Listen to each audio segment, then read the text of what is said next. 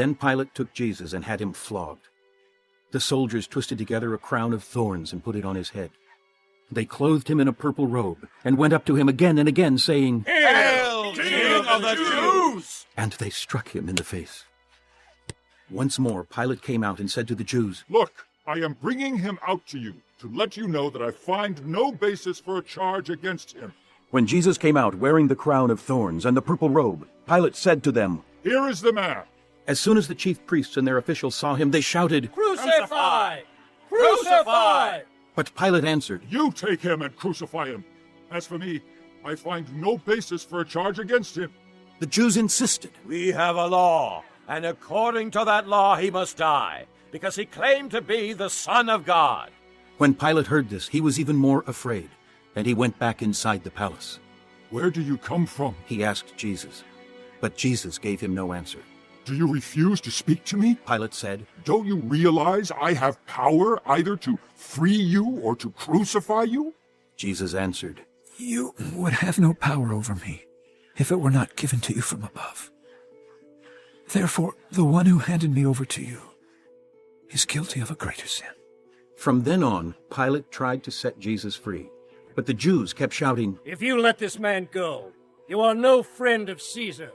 Anyone who claims to be a king opposes Caesar. When Pilate heard this, he brought Jesus out and sat down on the judge's seat at a place known as the Stone Pavement, which in Aramaic is Gabbatha.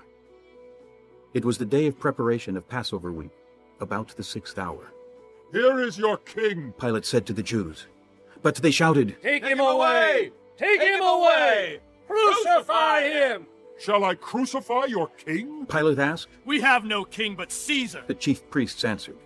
Finally, Pilate handed him over to them to be crucified. So the soldiers took charge of Jesus. Carrying his own cross, he went out to the place of the skull, which in Aramaic is called Golgotha. Here they crucified him, and with him 2 others, one on each side, and Jesus in the middle.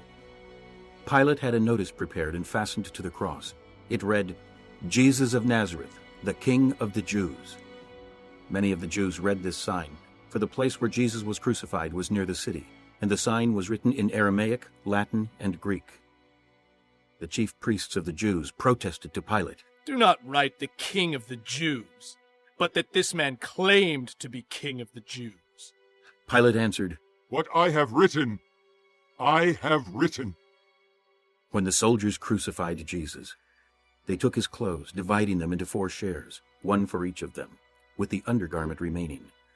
This garment was seamless, woven in one piece from top to bottom.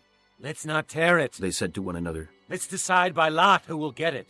This happened, that the scripture might be fulfilled, which said, "They divided my garments among them, and cast lots for my clothing." So this is what the soldiers did. Near the cross of Jesus stood his mother's sister, Mary, the wife of Clopas, and Mary Magdalene. When Jesus saw his mother there, and the disciple whom he loved standing nearby, he said to his mother, "Dear woman, here is your son. and to the disciple, Here is your mother." From that time on, this disciple took her into his home. Later, knowing that all was now completed, and so that the scripture would be fulfilled, Jesus said, "I am thirsty." A jar of wine vinegar was there. So they soaked a sponge in it, put the sponge on a stalk of the hyssop plant, and lifted it to Jesus' lips. When he had received the drink, Jesus said, "It is finished." With that, he bowed his head and gave up his spirit. Now it was the day of preparation, and the next day was to be a special Sabbath. Because the Jews did not want the bodies left on the crosses during the Sabbath, they asked Pilate to have the legs broken and the bodies taken down. The soldiers therefore came and broke the legs of the first man who had been crucified with Jesus, and then those of the other. But when they came to Jesus and found that he was already dead, they did not break his legs. Instead, one of the soldiers pierced Jesus' side with a spear, bringing a sudden flow of blood and water. The man who saw it has given testimony, and his testimony is true. He knows that he tells the truth, and he testifies so that you also may believe. These things happened so that the scripture would be fulfilled. not one of his bones will be broken. And as another scripture says, they will look on the one they have pierced. Later, Joseph of Arimathea asked Pilate for the body of Jesus. Now, Joseph was a disciple of Jesus, but secretly, because he feared the Jews. With Pilate's permission, he came and took the body away. He was accompanied by Nicodemus, the man who earlier had visited Jesus at night. Nicodemus brought a mixture of myrrh and aloes, about 75 pounds. Taking Jesus' body, the two of them wrapped it with the spices in strips of linen. This was in accordance with Jewish burial customs. At the place where Jesus was crucified, there was a garden, and in the garden a new tomb, in which no one had ever been laid. Because it was the Jewish day of preparation, and since the tomb was nearby, they laid Jesus there.